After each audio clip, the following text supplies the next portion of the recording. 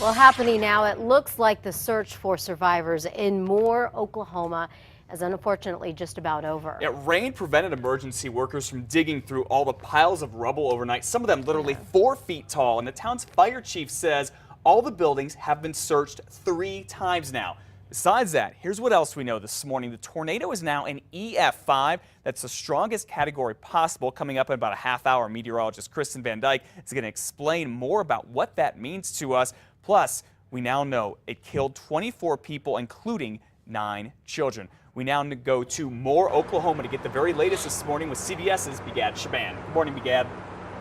Good morning. This is just a small sample of what that deadly tornado left behind. Entire neighborhoods were flattened and cars were tossed around like toys.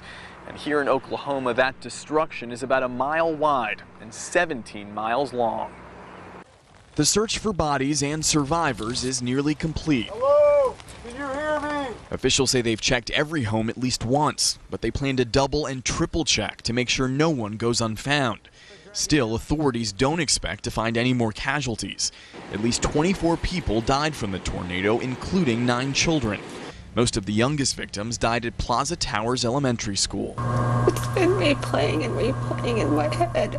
Teacher Jennifer Doan lost 7 of her 3rd grade students when a wall collapsed on them. She used her own body to shield the children closest to her. I had my arms around 2 of them. Janae Hornsby was in Doan's classroom when the tornado hit. On Tuesday, her family got a call from the medical examiner confirming their worst fear. It's like taking a piece out of my heart and just like stomping on it. Walking through these neighborhoods, it's hard to imagine how anyone could survive the tornado. Rubble and mangled cars are now scattered where homes once stood. One minute, I'm fine and it's like everything's fine. And then the next minute it's like, you just want to cry when you realize all the memories. Linda Myers tried to put her loss into perspective while she stared at a lifetime of possessions now gone. But then, the poor people that lost their lives, that's what my heart really goes out to. I have no problems, compared to theirs. So it's a feeling many here share this morning. And officials say funding is part of the reason 2 of the schools hard hit by the tornado didn't have shelters or safe rooms. Although the head of Oklahoma's emergency management department says it wouldn't have necessarily helped save any more lives. Meanwhile, there are about 100 other schools in the state that don't have shelters either. Reporting live in Moore, Oklahoma, Begad Shaban. Back to you. All right, thank you, Begad. We'll check back in with you in about another hour. You can bet that probably some of those storm shelters there will change after this storm. Now, Moore had a mandatory curfew for the 2nd night in a row. It's coming off of that to keep people safe and to keep the looters out. However, police say they did arrest 2 men for looting there early yesterday night. People all over the country, including many here in New Mexico, are wondering how they can help out folks in Oklahoma. And there are a lot of charities that you can donate to, but unfortunately, there are also a lot of scams looking to rip you off. A very sad situation. News 13's David Romero is live here in the Newsplex with more. Good morning, David. Good morning, Matt. Officials at the Attorney General's office say it never fails. They see fraudulent groups trying to cash in on disasters like the recent one in Oklahoma. I try to donate to the charities that I know that are not scams and so on.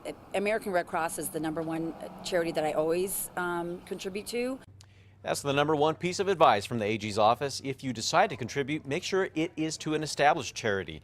Watch out for any solicitation to contribute to charities through email or on websites. They may be fraudulent and or leave a virus on your computer as well. Now, some fake organizations also try to use similar names to well-known charities. Make sure your money is going to the exact company that you want to receive it. If a specific agency or charity has popped up that you've never heard of before, then you need to do some investigation to make sure it is a legitimate agency. You can call the National Center for Disaster Fraud to check up on any of these charities. That number is 1-866-720-5721. It's available 24 hours a day. Matt, back to you. I'll take it from here, David. Thank you. Another tip, by the way, if you donate online, make sure it's a secure connection and you see an HTTPS in the search window. That way it is harder for hackers to steal your credit card number. Good information there. Make sure you stay with News 13, both on air and online, for the latest updates on the rescue and recovery after that devastating tornado in Oklahoma. Elizabeth? Police say a flasher is targeting women around an Albuquerque Westside Park. Officials have said that several reports have come in over the last few days of a man exposing himself to women near Mariposa Park off of Taylor Ranch and Golf Course Road. The suspect is described as white or Hispanic, in his late teens or early 20s. He was wearing baggy clothing and carrying a long skateboard. A former metro area youth volunteer was arrested for trying to meet up with a 13-year-old girl. Agents say 33-year-old Ricardo Cambis, who used to be a volunteer at the Galloping Grace Youth Ranch in Rio Rancho, was inappropriately texting the teen for months. Agents took over their conversations, and when he agreed to meet up with the girl, they say he had condoms with him. Now they're investigating other allegations. We do have some concerns. We believe that perhaps he's disseminated some pornographic images, perhaps to other individuals. Those other individuals were allegedly 2 kids under the age of 13. The ranch director told us Cambis passed a background check and even has national security clearance because he works for Los Alamos National Labs. The man accused of killing 2 women in Albuquerque, thinking they were police informants, is set to be back in court this morning. Aaron Yazzie is planning on talking about a plea deal in the case where he's facing 2 charges of first-degree murder. Investigators say he killed Michelle Thompson and Pauletta Bowman back in 2009, thinking they were working for police. And the man police say admitted to killing his own girlfriend is also set to be in court this morning to file some motions in his case. Jeremiah Gurule is facing first-degree murder charges, accused of stabbing and killing Elizabeth Brito in 2012. Gurule is still in jail and needs $1 million cash to get out. Well, Mesa del Sol, you know, the master planned community just south of the Sunport, has had a lot of problems in the past few years. But now developers are pushing hard to get people to buy homes there.